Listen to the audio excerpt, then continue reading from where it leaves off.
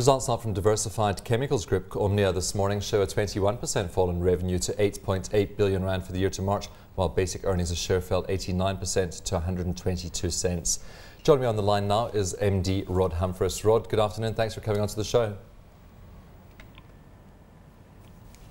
Well, Rod, it's been a difficult year and really everything conspiring against you. We had a 23% strengthening in the rand against the dollar. We had a global recession which put pressure on commodity prices, but it looks like things have started turning around in the second half. Yeah, I think we would agree with that. I think the first half was particularly difficult, as you said, in the aftermath of the world's financial crisis. And we've now certainly seeing volumes started to perk up. The manufacturing index is moving in the right direction.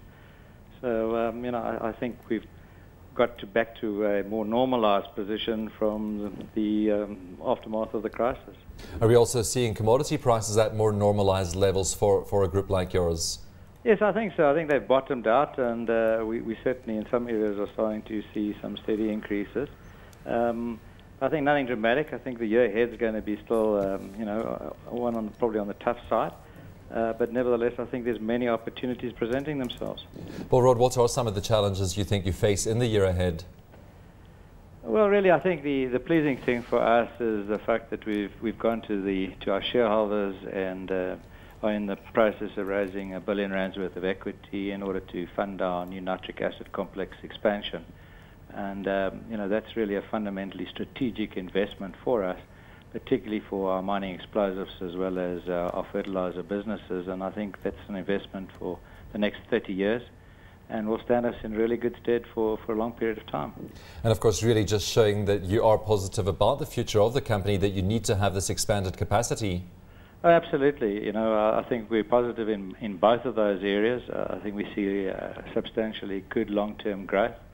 And we've taken out the market risk of such a plant in that we have been purchasing a number of the raw materials over the past 10 years or so, and we're now in a position where we can go back into backward integration and get the plant up and running pretty rapidly. Just looking at a few of the sectors that are your customers, and particularly mining and manufacturing, what sorts of recovery are you seeing in these sectors? Because we get numbers out on a monthly basis that shows that the mining sector is starting to get back on its feet, manufacturing as well. Are you seeing that with your customers? I think definitely more so in mining. We've seen prices return to almost the same levels in some of the commodities to what they were pre-crisis. And we know the situation with Eskom's requiring a lot more coal in the forthcoming decade. The Richards Bay coal terminal has been expanded, which is an opportunity for coal miners. Tremendous interest in uranium mining, and copper, platinum and iron ore for that matter, all going quite strongly. So I think the mining area has recovered a lot quicker than we anticipated. Probably a lot slower and more muted in the industrial area, where I think the strong rand is in particular still affecting many of our customers. Of course, another thing that also makes comparison quite difficult is that you had a particularly good 2009 year, but at the end of that year you were sitting with quite high stock levels, and that's what forced the write-down of those stocks of 350 million this year, isn't it? No, absolutely not. I think that position has worked its way out of the system. Our stock levels are, in fact, probably too low now. But we would not expect a repeat of that particular situation, which was rather unfortunate at the time. Of course, you just mentioned that your shareholders coming to the party with R1 billion in funds. You also had very strong cash generation during the year, another R1 billion, cash on hand growing from 159 million to 563 million. And I presume some of that's also going to be used for this new facility that you're going to be building. Absolutely. I think we managed to strengthen our balance sheet quite considerably to end up the year with a 20% debt to equity, and that's pre the additional equity coming in. So we really are positioning ourselves for future growth and ensuring that we continue in these volatile times to have a strong balance sheet. And of course, you were in the studio just a few weeks ago chatting about this new facility. Tell us a little bit more about it. When do you get started on this plant? Well, we now have the approval from our shareholders to proceed by virtue of agreeing to raise the money.